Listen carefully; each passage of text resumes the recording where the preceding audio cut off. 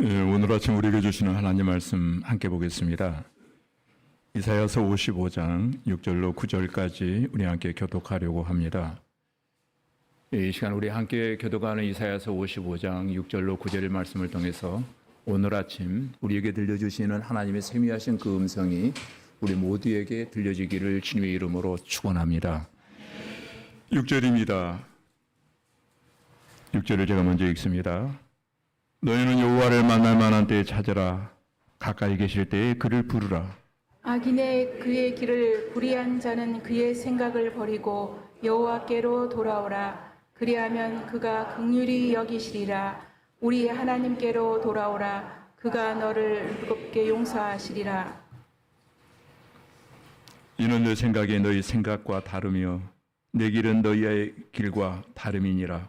여호와의 말씀이니라. 이는 하늘이 땅보다 높음같이 내 길은 너희의 길보다 높으며 내 생각은 너희의 생각보다 높음이니라.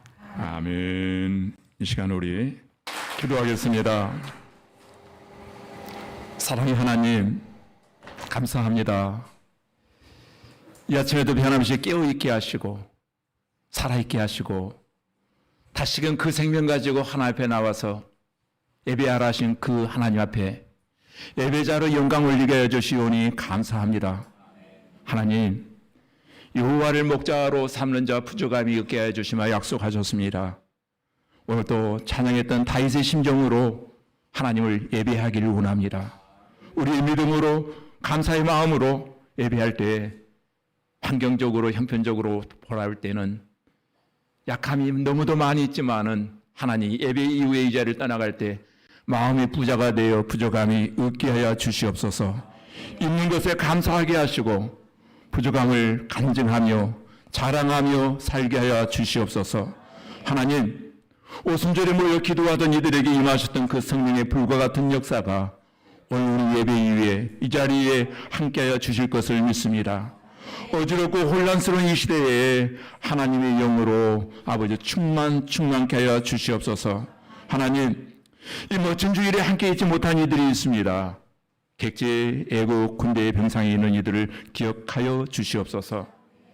여기 어린 종이 하나님의 말씀을 이제 강론하려고 하오니 성령 하나님 입술을 주장하시고 우리의 듣는 길을 또한 간섭하여 주셔서 하나님 능력의 말씀, 치료와 회복의 말씀, 오늘도 말씀이 역사하셔서 우리의 아픈 곳을 만져주시고 우리의 문제를 친히 해결해 주시는 여호와 라파 치료의 역사 일어날 줄로 믿사오며 예수님 이름으로 기도하옵나이다. 아멘. 할렐루야. 우리 옆에 계신 분과 인사하십시다. 잘 오셨습니다. 주님의 이름으로 축복합니다. 예, 주님의 이름으로 축복합니다. 제가 오늘 말씀의 주제가 하나님과의 바른 관계란 무엇인가는 주제를 정했는데 여러분, 세상에서 가장 불쌍한 사람이 어떤 사람일까요? 예, 여러분 면장급을 넘어서서 군수 도지사급은 알고 계세요, 여러분이. 근데 헬렌 켈러라고 하는 사중장애를 겪고 있던 헬렌 켈러가 그런 말을 했습니다. 눈은 떴지만 비전을 보지 못한 자가 가장 불쌍한 자이다. 이렇게 말했고, 또 혹자는 어떤 분이 이런 얘기를 했습니다. 세상에서도 지질이 궁상맞게 살다가 죽어서 지옥 가는 사람 진짜 불쌍한 인간이다. 교회는 매일 오지만 예수를 못 만난 사람, 이 사람 불쌍한 사람이다 라고 했는데 오늘 성경은 어떤 사람이 불쌍한 사람일까? 나라고 하는 존재가 어디서 왔고 어디로 가는지 몰라요. 살긴 사는데 열심히 사는데 도대체 무엇을 위해 열심히 사는지는 몰라요. 분명히 어디론가 가고 있어요. 그 길 끝에 뭐가 있는 줄 알아요. 그런데 정신없이 살아가는 사람, 이 사람을 우리는 불쌍한 사람이라고 말할 수 있을 것입니다. 왜 그렇습니까? 하나님께서 사람을 흙으로 만드셨습니다. 흙은 뭐예요? 먼지, 불면 날아간다는 거예요. 우린 대단한 존재들이 아니에요. 그 코에 하나님의 생명을 불어 넣어주심으로 말미암아 우리의 생명이 되었다, 움직이는 사람이 되었다라고 말합니다. 흑인 인생에게 하나님의 생기가 떠나버릴 때, 영혼의 생명이 떠나버리는 순간 우리는 쓸모없는 흙에 불과하다는 거예요. 그러면 인간이 어디서 왔는지 몰라요. 왜 모를까요? 창조주 하나님을 모르기 때문에 인생의 방황이 시작되어지는 거예요. 오늘 하나님 우리에게 생명과 호흡을 조금 연장시켜 주셨다면 분명히 거기 이유가 있습니다.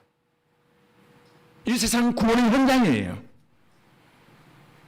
죄에 빠진 저와 여러분을 구원하시기 위해서 자기의 아들 독생자 예수 그리스도를 이 땅에 보내주시고 십자가에 못 박혀 죽게 하십니다. 이것이 복음입니다. 이것이 얼마나 큰 은혜입니까? 은혜 중에 은혜 아닙니까? 우리가 이 땅에 사는 목적은 예수 믿고 구원받아 하나님의 뜻을 따라 사는 삶이에요. 그런데 지금 내가 무엇을 하고 사는지를 모른다. 왜 사는지 모른다. 어디로 가는지 모른다. 이유가 뭘까요? 삶의 본질을 아직 깨닫지 못했다는 거예요.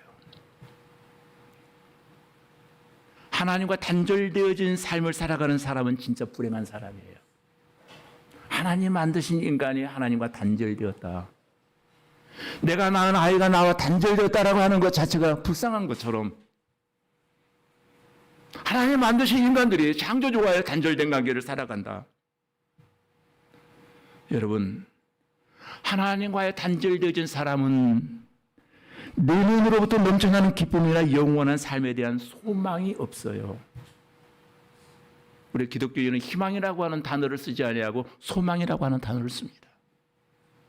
희망은 사람이 만드는 거지만 소망은 하나님이 이로부터 우리에게 주시는 거예요. 소망이 없는 사람은 영적인 기쁨이 없어요. 영적 기쁨 존재하거든요. 여러분, 마태복음 5장이 산상보훈의 시작입니다. 산상보훈을 시작하면서 예수님께서 심령에 가난한 자는 복이 있나니, 이 복이 있나니로 시작이 됩니다. 여기 복이 있나니라고 하는 복은 마카리오스라고 하는 단어를 쓰고 있는데, 많은 사람이 그 단어를 행복으로 해석을 하고 있는데 행복의 개념보다 더 깊은 의미가 거기에 담겨 있거든요. 복이 있다. 심령이 가난한 자는 복이 있다라고 하는 말의 의미는 영혼의 기쁨이 있다는 거예요. 하나님을 만나고 하나님을 진짜 믿으면 눈에 보이는 외부적인 어떤 복이 아니라 내 마음에 솟아나는 영적인 기쁨이 있다는 거예요. 오늘 여러분이 예배할 때 여러분 마음속에 그 영적 기쁨이 회복되어지기를 주님의 이름으로 축원합니다. 인정하든 인정하지 아니하든 하나님을 믿는 사람에게는 그 영적 기쁨이 우리로 하여금 하나님께로 자꾸 가게 만드는 거예요. 하나님 자꾸 바라보게 하는 거예요.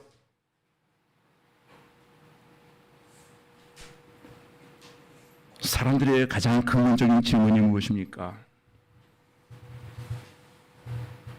나라고 하는 인간의 존재의 이유가 뭔가? 도대체 나의 존재하는 목적이 뭘까? 나는 왜 이 세상에 존재하고 있는 걸까? 하나님이 과연 나를 이 땅에 보내셨다면 나의 인생의 목적은 무엇인가? 우린 끊임없이 물어야 될 질문이 사람은 어디서 왔으며 어디로 가고 있는가? 그리고 이 땅에 사는 날 동안 어떻게 살아야 될 것인가? 쉽게 말하면 그런 얘기죠. Who am I? 나는 누구인가? 나는 누구인가? 내가 지금 교회에 앉아있는 교회는 과연 어떤 곳인가? 나는 누구이며 여기 예배당에 앉아있는 나는 교회에서 나는 어떤 존재인가? 교회와 나는 어떤 곳에 앉아있는가? 어려울 때일수록 신앙의 혼돈이 올 때일수록 우리는 본질을 붙잡아야 되거든요. 왜 그렇습니까? 바로 알아야 바로 믿을 수 있거든요. 어려움풋이 하면은 우리의 신앙이 어려움풋이 믿습니다. 그렇다고 어려움이 닥쳐오면 어려움풋이 믿는 믿음은 내게 당면한 지금 봉착한 그 문제를 풀어갈 만한 힘이 없어요. 방황이 시작됩니다. 길은 많은데 어느 길로 가야 될지, 과연 내가 걸어야 될 길이 어딘지를 몰라요. 하나님이 사람을 만드시고 그 사람들에게 원하시는 것, 그게 뭘까요? 하나님이 저를 만드셨답니다. 아멘. 나를 만드셨답니다. 분명히 나를 만드신 하나님 목적이 있을 거예요. 그리고 하나님에게 원하시는 것이 있어요. 그것은 세상 끝날까지, 이 땅에서의 사명을 다 마치는 그날까지 하나님과의 바른 관계를 유지하기를 하나님은 원하십니다. 창조의 목적에 부합한 삶을 살아가는 것. 오늘도 이 말씀을 들으면서 이 무거운 주제 앞에 나는 누구인가? 어떤 존재인가? 교회는 과연 어떤 것인가? 모르면 혼돈 가운데 방황하기 시작하고 여기저기 기웃거리기 시작하고 두리번거리기 시작합니다. 오늘 이사야는 우리에게 아주 중요한 명령을 하고 있습니다. 그 명령이 뭐예요? 여호와를 찾으라. 이사야의 명령입니다. 6절에 말하기를 너희는 여호와를 만날 만한 때 찾으라. 만날 만한 때가 언제예요? 생명이 있고 기회가 주어졌을 때.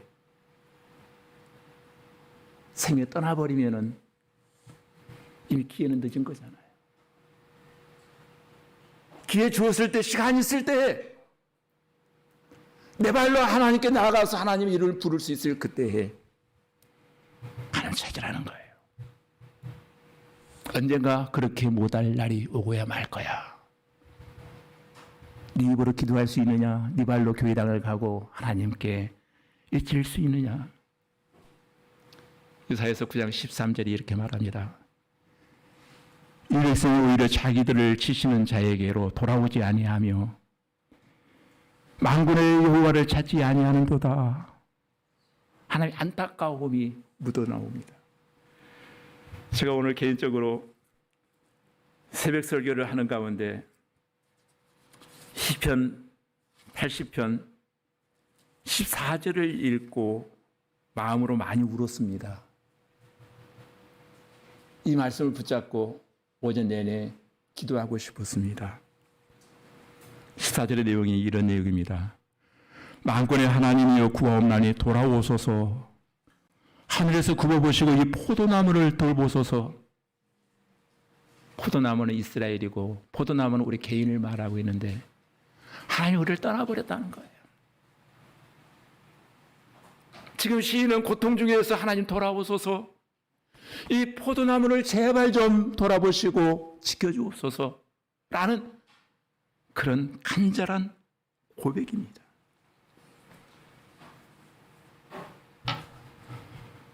하나님의 백성들이 하나님의 사랑 안에서 자기를 지키는 최고의 비결은 하나님과의 바른 관계를 맺고 하나님을 찾는 행위다. 또 믿음 없는 불신자들이 구원받을 수 있는 유일한 길도 여호와를 찾는 길이다.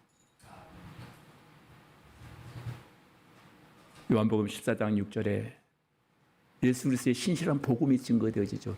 내가 곧 길이요 진리요 생명이니 나로 말미암지 않고서는 아버지께로 올 자가 없느니라. 예수 그리스도를 찾아야 된다는 거예요. 만나야 된다는 거예요. 내 신앙이 딥다운되어 있다면은 왠지 모르게 영적 혼돈을 겪고 있다면 여호와를 찾으라. 그러면 오늘 이사야를 통해서 여쳐지고 있는 여호와를 찾으라고 하는 이 말씀의 의미가 뭘까요? 왜 우리는 여호와를 찾아야 될까요? 왜? 왜 우리는 여호와를 찾아야 되는 거예요? 먼저 이 문제를 한번 생각해 볼 수 있습니다. 여러분 질문 되게 싫어하시죠? 예, 저도 질문하는 거 싫어합니다만은 제가 스스로 한번 대답해 보고 질문하고 대답해 볼 거예요. 도대체 구원이란 뭐예요, 여러분? 구원이 뭐예요? 예, 작은 눈동자 마주치지 마세요. 겁나니까 괜히 시킬지도 모르잖아요. 구원이 뭐예요? 하나님과의 바른 관계 회복하는 거잖아요. 그리고 이웃과의 단절된 관계가 회복되어지는 것이 구원이에요. 그렇다면 저와 여러분이 구원받았다고 하는 증거가 뭐예요? 너무 이상한 쪽으로 생각하지 마세요. 구원받았다고 하는 증거가 뭐예요? 구원의 증거, 하나님을 사랑하게 되어져요. 진짜 여러분 구원받았습니까? 하나님 사랑하게 되어져요. 아멘. 예, 제가 또 오늘 또 아멘 약할 줄 알았습니다만은 구원받은 사람은 구원의 확증이 하나님을 사랑하게 되어진다는 거예요. 그 두 번째는 내 형제 자매 이웃을 사랑하게 되었습니다. 소위 말하면 하나님과의 친밀한 관계예요. 너와 나의 관계가 친밀한 관계가 깊어져 간다는 거예요. 이것이 구원의 증거입니다. 이 증거를 가진 사람에게는 영적인 내면의 기쁨이 넘쳐난다는 거예요. 왜? 하나님과의 관계가 소통하고 열려져 있기 때문에. 6절에 이렇게 말했죠. 너희는 여호와를 만날 만한 때 찾으라. 가까이 계실 때에 그를 부르라. 떠날 수 있다는 거잖아요. 가까이 있을 때.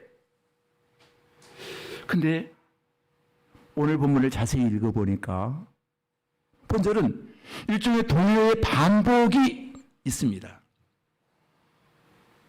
하반절에 더욱 적극적인 강한 비유를 쓰고 있습니다. 찾는다라는 말은 묻고 의지한다는 뜻을 가지고 있어요. 근데 부르다라고 하는 말의 의미는 소리치다, 요구하다, 히브리어로 까라라고 하는 단어를 쓰고 있어요. 소리치고 요구하다, 더 강력한 의지적 표현이 나오고 있습니다. 그러니까 지금 이사야가 우리에게 알려주고 싶은 메시지는 그겁니다. 여호와를 찾는다라고 하는 것은 대충 시간 나면 한번 여호와 이름을 불러보는 정도가 아니고 필사적으로 찾는 행위를 말하고 있습니다. 목이 마른 사슴이 시냇물을 찾지 아니하면 금방 죽을 것 같아서 헐떡거리며 찾는 그 상태. 진짜 믿음은 주든지 말든지 믿든지 말든지가 아니고 필사적으로 주님께 매어 달리게 되어 있다는 거예요. 그러면서 기도의 핵심은 갈급함이에요. 간절히 차는 목마름이 우리에게 있어야 된다는 겁니다. 타는 목마름. 그럴 때 응답해 주시죠. 그런데 이 같은 갈급한 심령으로 찾지 아니하면은 응답해 주시면 좋고 뭐 안 해주셔도 괜찮아요. 식은 100% 응답받지 못한다는 거죠. 그러면 언제 그렇게 간절히 우리가 하나님을 찾아야 될까요? 이사야는 우리에게 답까지 주고 있습니다. 언제? 만날 만한 때에. 만날 만한 때에. 지금 너에게 기회가 주어졌을 때에 그 기회를 오늘 밤이라도 내가 거둬버린다면 너의 준비한 그 창고가 누구의 것이 되겠느냐. 아무리 계획을 많이 세우고 차타한 꿈과 비전을 품었다 할지라도 오늘 밤 너의 영혼을 내가 거두어버린다면은 목사님 오늘 이렇게 내가 건강한데 내일 어떻게 내 영혼이 거두어가겠어요? 그건 몰라요. 여기 저 보셨잖아요. 저 죽으러 가면서도 15분간 운동하고 갔어요. 제가 내일 일을 진짜 몰랐잖아요. 하나님을 만날 수 있는 기회가 주어졌을 때 놓치지 말고 그분을 만나라. 하나님 우리에게 지금 초청하고 있는 거예요. 물론 우리 하나님을 만날 수 있는 기회가 지금 주어졌습니다. 이 기회를 너의 인생의 터닝 포인트로 삼으라는 거예요. 그리하면 하나님이 내가 너에게 쏟아지고 너 인생의 놀라운 반전의 역사가 지금부터 시작될 거야.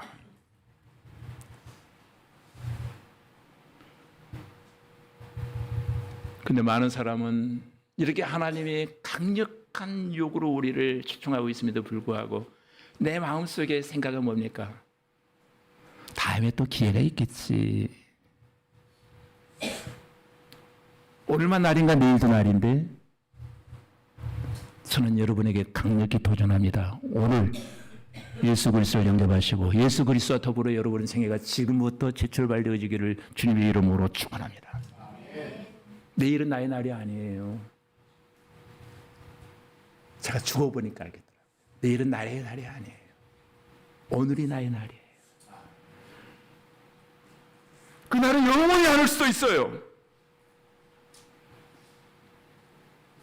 말씀이 덤포되어지는 순간 말씀을 읽고 묵상하며 마음에 다 와닿는 그 순간 바로 그 시간이 하나님을 만나야 될 때고 하나님의 말씀을 붙잡아야 될 때입니다. 기도는 타이밍입니다. 성경을 은혜 받는 것도 타이밍이라고 말합니다. 이거 놓치지 마세요. 오늘 말씀을 좀 정리하고 계속 전개하려고 합니다. 여호와를 찾는다라고 하는 말의 첫 번째 의미는 하나님을 부르는 거잖아요. 부르는 것. 주를 찾고자 하는 사람은 주님을 불러야 된대요. 주를 부른다라고 하는 말의 또 다른 말은 우리가 기도라고 말합니다. 기도. 그러나 많은 사람은 기도를 귀찮게 여깁니다. 피곤하게 여깁니다. 마치 기도는 나는 독립변수인데 종소변수를 만들어가는 것만 같던 신앙이 이렇게 착각하고 아무것도 아닌 존재가 자기가 대단한 존재인 줄 압니다. 인간은 대단한 존재 아니에요. 먼지예요, 먼지. 근데 자기가 대단한 존재인 줄 알아요. 이사야 선지자는 기도하라. 이런 종교적인 용어 대신에 부르라. 하나님을 부르라. 아주 쉽고 단순한 용어를 우리에게 지금 사용하고 있습니다. 그를 부르라. 기도하라는 의미보다 부르라는 의미가 굉장히 저에게 와닿아요. 아이들이 맨 처음 언어를 배울 때 엄마를 부릅니다. 부를 때 분명히 요구 조건이 있겠죠. 요구하는 것이 있죠. 그 다음에 아빠를 부릅니다. 학생이 공부를 하다가 잘 모르면 선생님 질문이 있습니다. 손 들고 질문합니다. 이처럼 부르는 일은 쉬운 일이에요. 어떤 문제가 어떤 난제가 내게 주어졌을지라도 부르면 문제는 해결되어질 줄로 믿습니다. 마찬가지로 하나님을 찾고자 하는 자는 하나님을 부르라는 거예요. 이사야의 말이 와닿는 것은 너희 열심히 기도해라 이 말을 안 해서 참 좋은 것 같아요. 부르라. 여호와 하나님 날 좀 도와주세요. 여호와 하나님 저 조금 더 살아야 돼요. 조금만 더 연장시켜 주세요. 하나님 날 좀 구원해 주세요. 하나님 제가 왠지 모르게 요즘 너무도 피곤해요. 힘주세요. 하나님 요즘 내게 주어진 상황이 너무도 번아웃 상태거든요.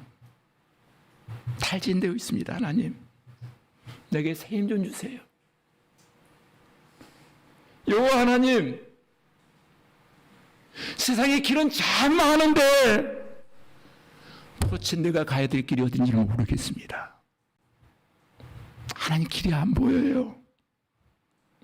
내게 좀 인도해 주세요. 이건 하나님을 부르는 거예요. 이건 어려운 일이 아니에요.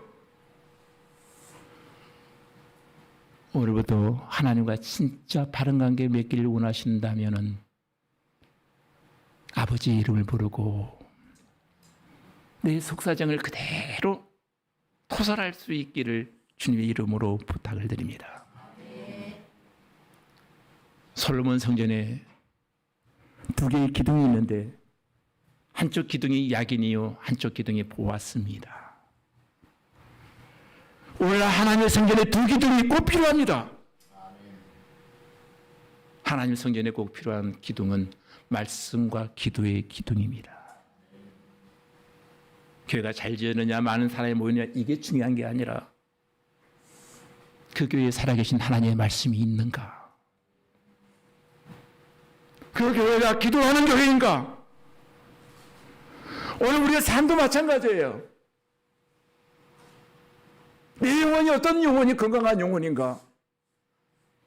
말씀과 기도의 기둥이 우뚝 붙이고 있을 때 우리는 강건한 생애를 살아갈 수 있고 삶의 어려움 앞에 혼돈에 빠지지 않습니다. 7절 말씀에 이렇게 말합니다. 악인은 그 길을 불의한 자는 그 생각을 버리고 여호와께 돌아오라. 그리하면 그가 긍휼히 여기시리라. 우리 하나님께 나아오라. 그가 너를 널리 용서하시리라. 여기 돌아오라고 하는 단어는 슈브라고 하는 히브리어 단어를 쓰고 있는데 너의 영혼을 가져오라는 거예요. 너의 영혼, 애출당한 영혼을 가져오라는 거예요. 다시금 너의 영혼을 회복시켜야 되지 않겠느냐? 그가 돌아올 때에 너의 마음에 각오가 필요하다. 어떤 각오? 정리해야 될 것이 두 가지가 있다. 그리하면 내가 너를 긍휼히 여기고, 긍휼이라고 하는 말은 난이라고 하는 뜻을 히브리어로 사용하는데 내가 너에게 자비를 베풀어 줄 것이고 너를 지금부터 내가 불쌍히 여길 거야. 용서한다. 이 말은 사면한다. 예. 모든 어떤 죄를 지었을지라도 돌아와 내 이름을 부르기만 하면은 다 내가 용서할 거야.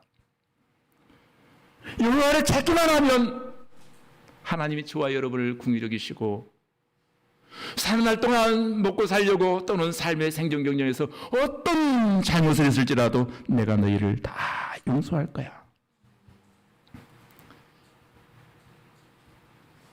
이사야서 31장 1절에 이런 말씀이 나옵니다. 도움을 구하러 애굽에 내려가는 자는 화 있을진저. 세상을 의지하고 인생의 방백과 사람의 삶을 추구하는 자에게는 화가 임한다는 거예요. 그것이 가장 지혜로운 것 같았는데 그것이 결국은 자충수가 되어서 너희 영혼을 죽일 거야. 여호와께 돌아오라. 세상으로 나가지 말고 여호와를 찾으라. 그리하면 하나님이 너를 보호하시고 너의 울타리가 되어 주실 거야. 8절로 9절을 우리 한번 같이 읽도록 하죠. 8절로 9절입니다. 시작. 내 생각이 너의 생각과 다르며 내 길은 너의 길과 다르니라. 여호와의 말씀이니라. 너는 하늘의 땅과 같이 내 길을 너희의 길보다 높으며 내 생각은 너의 생각보다 높으니라. 아멘. 우리 여기서 하나님 계시는 길의 특징은 뭐죠? 내가 생각하는 길과 차원이 다른 하나님의 길이 있다는 거예요. 인간은 인간이 원하는 길을 생각하고 추구하지만은 하나님은 하나님이 준비해 놓은 길이 있다는 거예요. 여러분, 남유다, 북이스라엘, 르호보암이 통치했던 남유다와 북이스라엘은 여로보암이 통치하게 되어지는데 남유다가 망하고 바벨론으로 끌려가 포로 생활을 하게 되어집니다. 이제 하나님이 와서 70년 포로 생활을 계획했거든요. 그 포로로 끌려가는 이스라엘 백성들은 아무런 소망도 희망도 없어요. 이제 우리에겐 길이 없다. 길 없음. 길 없음의 상태가 되어지고 만 거예요. 이유가 뭔지 압니까? 하나님의 원하시는 방법, 하나님과의 바른 관계를 맺어야 될 사람들이 하나님과의 바른 관계를 맺지 아니함으로 말미암아 지금 하나님 주신 징벌로 바벨론에 끌려가는 거예요. 끌려가던 그들은 그렇게 생각합니다. 아마도 하나님은 절대로 용서해 주지 않을 거야. 하나님 얼마나 화가 나셨으면은 예루살렘 성전이 다 무너지고 초토화되어지고 또 그 많은 사람들이 수도 없이 죽었단 말인가. 이제 우리나라는 끝났다. 우리의 인생도 끝났다. 우리가 혹여 살아서 돌아온다 할지라도 이제는 살 기반이 다 무너져 버리고 없다. 혹여 바벨론이 망하고 새로운 제국이 다시금 세워진다 할지라도 포로인 우리를 그들이 과연 풀어줄 것인가? 그리고 앞으로 꿈에도 그리는 그 고향 땅을 내 발로 밟을 수 있을 것인가? 이런 생각을 하기 시작할 때 그들에게는 길 없음, 길이 보이질 않아요. 인간의 이성적 사고로는 두려움과 공포와 염려밖에는 남는 것이 아무도 없어요. 물론 그들도 하나님을 때로는 믿는 사람들이었습니다. 하나님 살아계시다 한들 이런 문제를 해결하실 수 있을까? 하나님도 어떻게 할 수 없을 거야. 네. 하나님도 아마 상당히 고민에 빠져버리고 말 거야. 근데 지금 본문에 그런 생각을 가지고 있던 이스라엘 사람들에게 지금 본문이 주는 답이 뭡니까? 하나님은 전혀 다른 수준의 답을 가지고 있다. 너희들의 그 생각과 나의 생각은 다르다. 너희들은 끝났다고 생각하지만 길 없음. 하지만 지금부터 새로운 길이다. 만약에 절박한 상황에 너희가 나의 이름을 어떻게 부르기만 한다면, 기도하라 말 안 해요. 부르기만 한다면 내가 다시금 너희에게 기회를 줄 거야. 너희가 생각하지 못한 전혀 다른 길이, 차원 다른 길이 기다리고 있단 말이야. 겨우 너의 차원에서 생각하는 길, 그런 길이 아니야. 하나님이 펼치시기를 원하시는 놀라운 길이 준비되어 있어. 그러니까 믿음이 성숙한 사람, 소위 믿음이 좋다는 사람의 특징이 무엇입니까? 저는 다른 게 아니다고 생각합니다. 하나님의 생각이 자기의 생각보다 차원이 높다라고 하는 것을 인정하는 신앙이 성숙한 신앙이에요.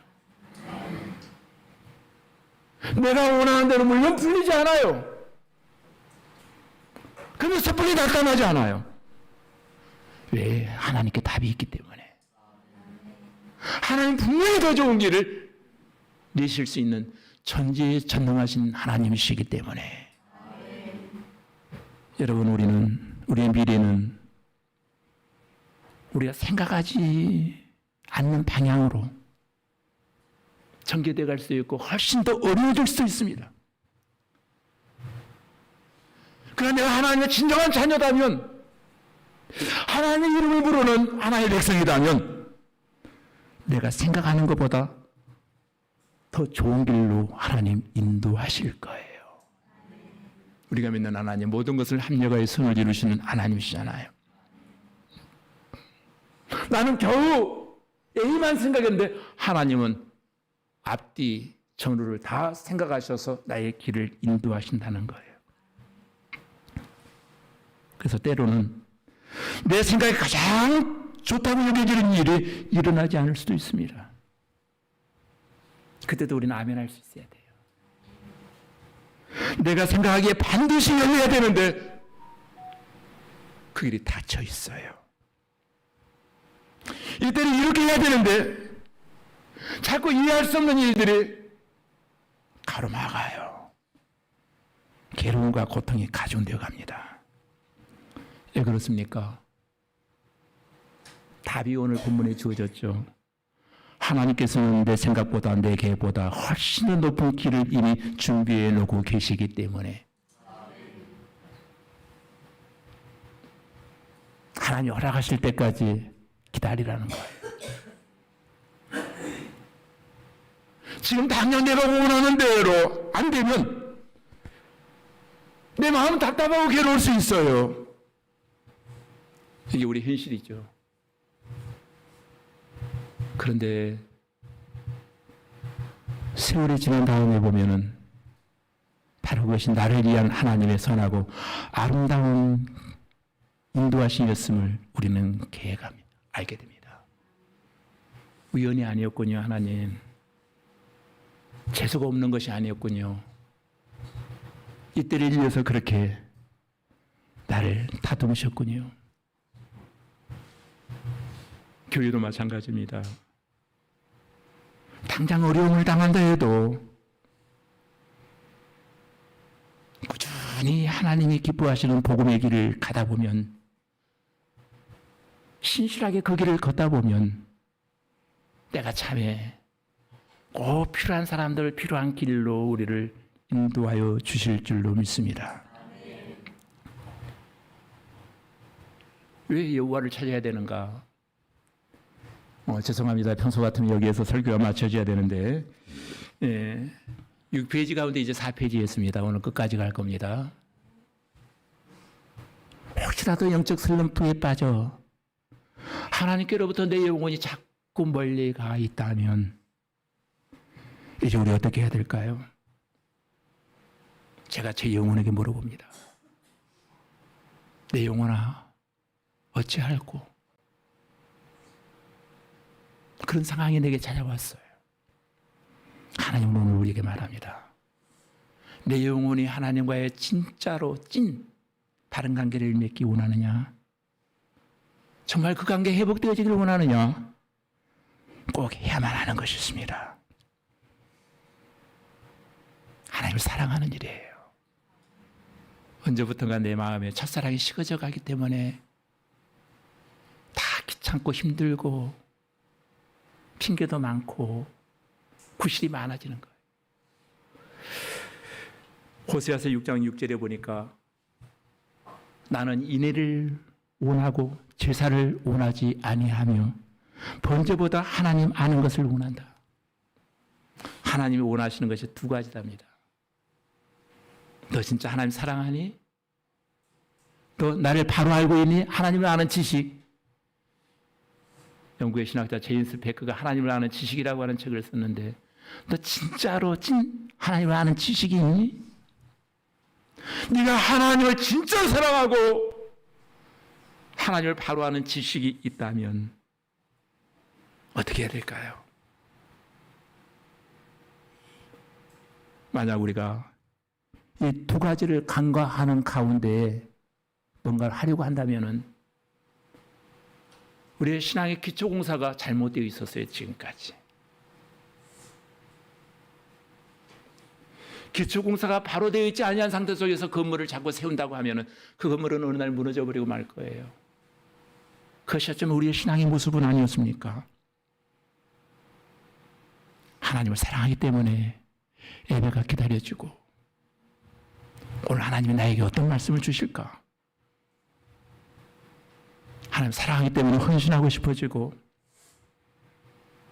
하나님 사랑하기 때문에 이제는 세상 중심이 아니라 하나님 중심으로 살고 싶어져요. 우리가 하나님을 바로 아는 지식을 가지고 하나님과 좋은 관계를 맺기로 한다는 거예요.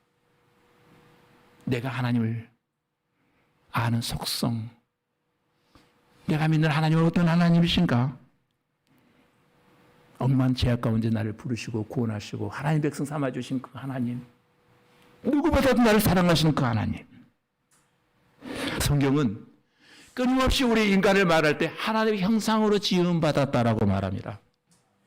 이 말은 너희는 동물과 달라, 이 메시지를 우리에게 주고 있는 거예요. 너희는 동물이 아니야, 짐승이 아니야.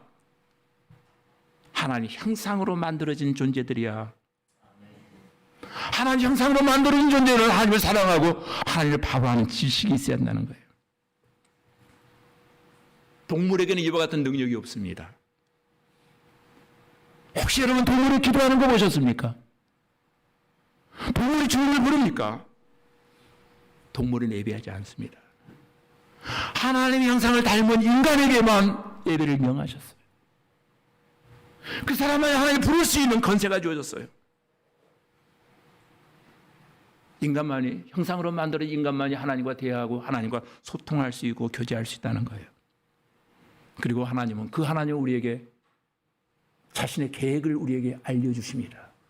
그 계획이 에베소서 1장 5절에 보니까 그의 기쁘신 뜻대로 우리를 예정하사 예수 그리스도로 말미암아 자기의 아들들이 되게 하셨으니 저와 여러분을 만세연무제 계획하시고 하나님 자녀 삼아 주셨다는 거예요. 그리스도를 인하여 하나님의 가족 구성원이 되게 했다는 거예요.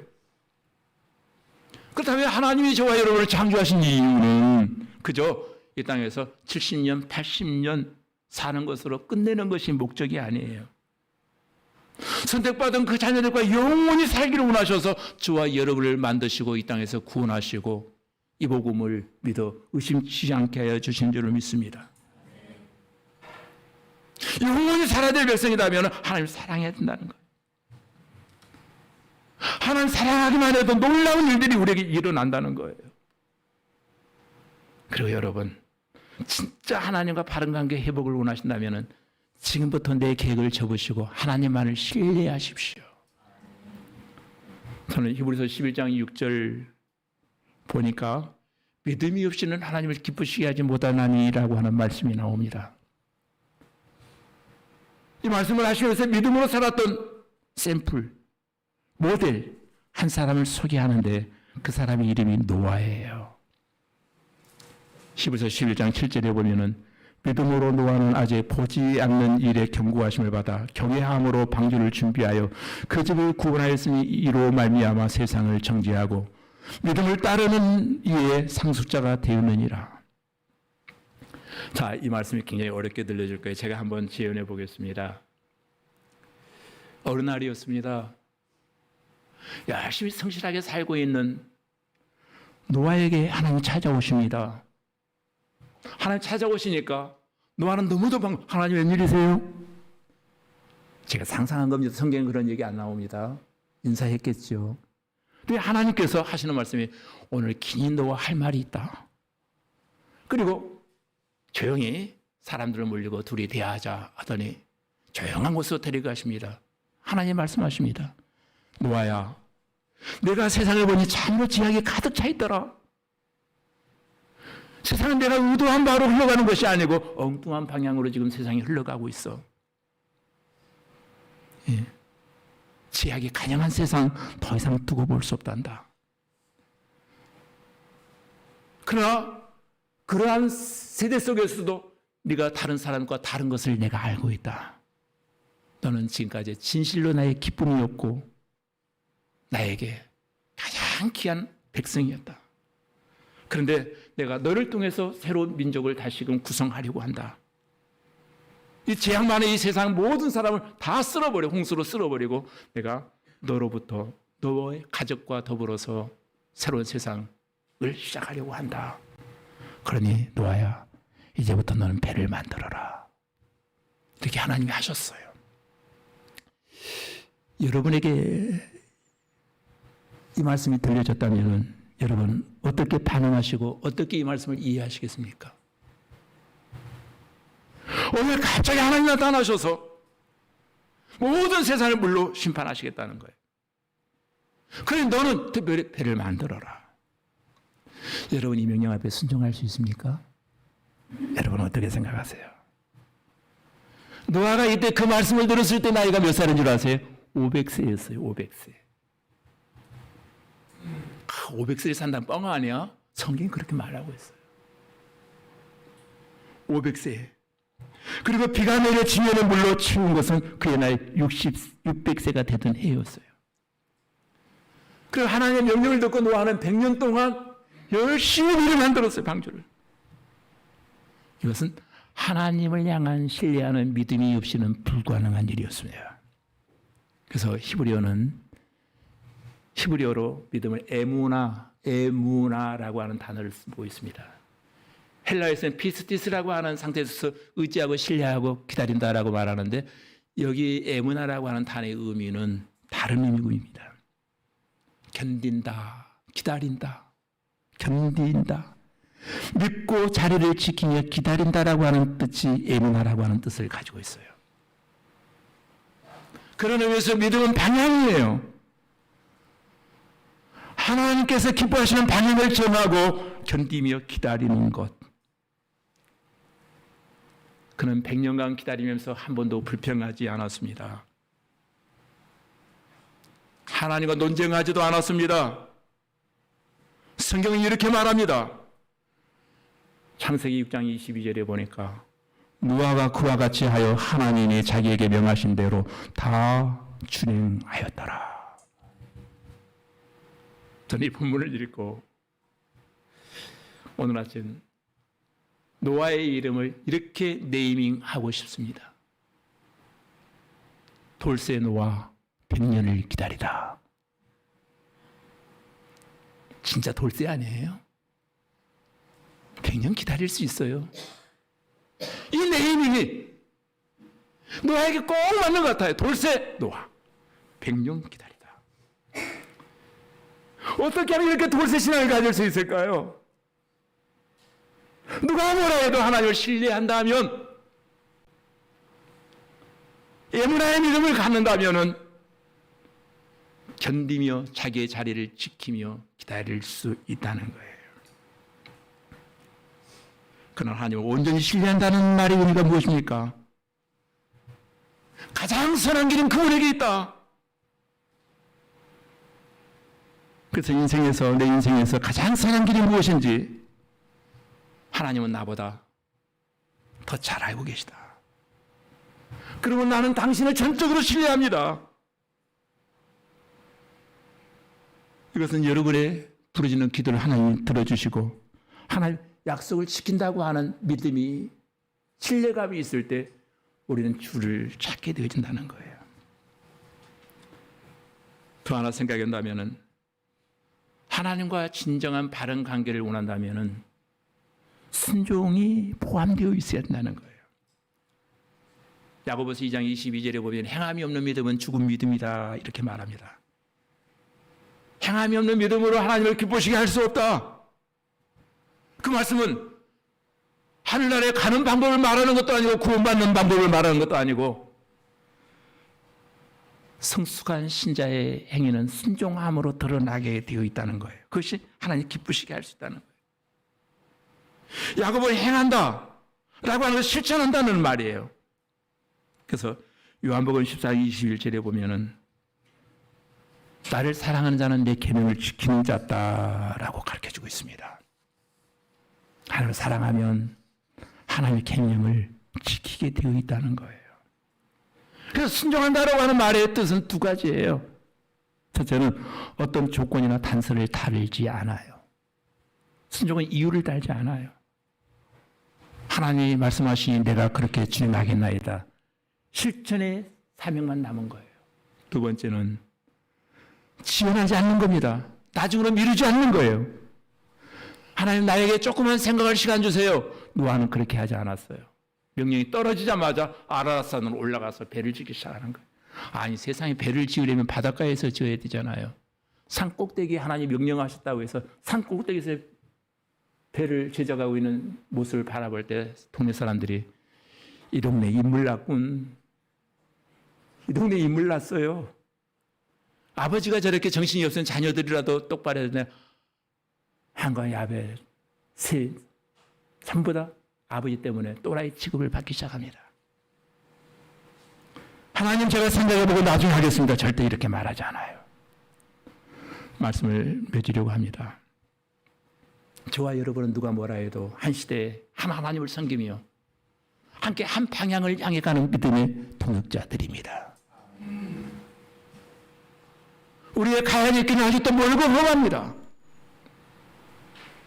아직도 남은 길이 너무도 많았습니다. 어쩌면 이 길은 너무도 좁은 길이에요. 근데 성경은 그렇게 말합니다. 좁은 길로, 좁은 문으로 들어가라. 멸망으로 인도하는 문은 크고 그 길이 넓고 그리로 들어가는 자가 많고 생명으로 인도하는 문은 좁고 길이 협착하여 찾는 자가 적음이라. 모든 사람은 넓은 길로 편안하게 가고 싶어 해요. 예수 믿는 것 편안하게 믿으려고 해요.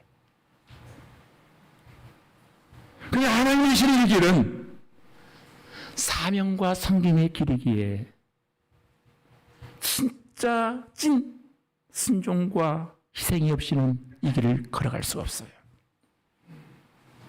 제가 걸어보니까 기도하지 않냐고서는 이 길을 걸어갈 수가 없어요. 이 길은 참 외로운 길이에요. 아무도 알아주지 않아요. 외롭기에 지치고 쓰러질 수도 있습니다. 그래서 우리에게는 믿음의 동역자들이 필요합니다. 지칠 때 밀어주고 당겨주고 함께 우샤우샤 할 수 있는 사람들 말이에요. 중요한 것은 이 길이 쉬운 길이 아닌데 아직도 우리가 걸어야 될 그 많은 길, 끝나지 않은 길이 우리 앞에 전개되어진다는 거예요. 그러나 우리는 이 길만을 걸어야만 합니다. 왜 걸어야 됩니까? 그걸 끝에 우리 주님이 저와 여러분을 기다리고 계시거든요. 이게 우리 소망입니다. 이 길 끝에 내가 주님 배우리다. 주님 만나는 그날까지 나 이 길 가리라. 그럼 우리 서로 사랑하며 함께 기도하며 하나님이 허락하신 그 길을 다 함께 담대히 주님의 이름으로 완주하실 수 있기를 주님의 이름으로 축원합니다. 기도하십시다. 이 시간 우리 함께 통성으로 세 가지 기도 제목, 주보에 여러분 나와 있을 겁니다. 주보에 함께 기도할 제목이 나와 있습니다. 하나님과 바른 관계 회복을 위해서 기도하는 믿음 달라고 기도하시고, 두 번째 하나님을 더욱 사랑하고 신뢰하며 순종하는 믿음을 위해서, 또 우리 교회의 영적 부흥과 말씀 부흥과 기도 부흥을 위해서 이 시간 통성으로 반주에 맞춰 기도하도록 하겠습니다. 은혜로우시고 자비하신 아버지 하나님, 이 아침에도 거룩한 성일을 맞이하여 또 한 번의 예배를 드릴 수 있도록 지난밤에도 우리의 영혼을 지켜주셨다가 이 아침 주일을 성수할 수 있도록 생명 주시어 하나님 앞에 나와 예배케 하여 주신 것을 감사합니다. 이제 허락하신 말씀 붙잡고 기도하기를 원합니다. 우리의 남은 날이 얼마일는지 우리 알지 못하지만 사는 날 동안 하나님과의 바른 관계를 회복하며 날마다 주님의 이름을 부르며 살게 하여 주시옵소서. 하나님 원합니다. 기도합니다. 기대합니다. 하나님을 더욱 사랑하게 하시고 어떤 경우에도 하나님만을 신뢰하게 하시고 신뢰가 순종으로 연결되어지는 믿음의 삶을 살게 하여 주시옵소서. 오늘 여기에 모인 사랑하는 교우들, 세파에 시달리며 무거운 짐들을 가지고 아픈 모습으로 이 자리에 나왔을지라도 하나님, 저들의 모두의 모습을 하나님 만져주시옵소서. 하나님, 그리고 우리 꿈꾸는 교회 영적 부흥의 역사 일어나기를 원합니다. 말씀 부흥의 역사 일어나기를 원합니다. 기도가 더욱더 부흥되는 교회 되어져 가기를 원합니다. 잠시 모였다 흩어지는 교회가 아니라 하나님 모일 때마다 성령으로 충만하게 하시고 하나님과 더 좋은 바른 관계를 맺음으로 말미암아 세상 속에서 승리하는 믿음의 권속들 다 되게 하여 주시옵소서. 기도하겠습니다. 좁은 문으로 들어가라. 멸망으로 인도하는 문은 크고 그 길이 넓어 그리로 들어가는 자가 많고 생명으로 인도하는 문은 좁고 길이 협잡하여 찾는 자가 적음이라. 하나님 아버지, 우리에게 허락하신 이 길, 사명의 길, 헌신의 길, 주님 우리의 힘으로 걸어갈 수 없음을 고백합니다. 하나님의 이름을 부르지 아니하고서는 계속할 수 없는 길인 것을 하나님 압니다. 이 길 가는 동안 때로는 외롭고 지쳐서 쓰러질 수도 있음을 고백합니다. 그럴 때마다 우리와 함께 가면서 서로를 위해 기도하고 서로를 격려하고 붙잡아주며 그 길 끝에서 주님 만나는 날까지, 주님 배우는 그날까지 함께 승리하는 동역자들 다 되게 하여 주시옵소서. 예수님 이름으로 기도하옵나이다.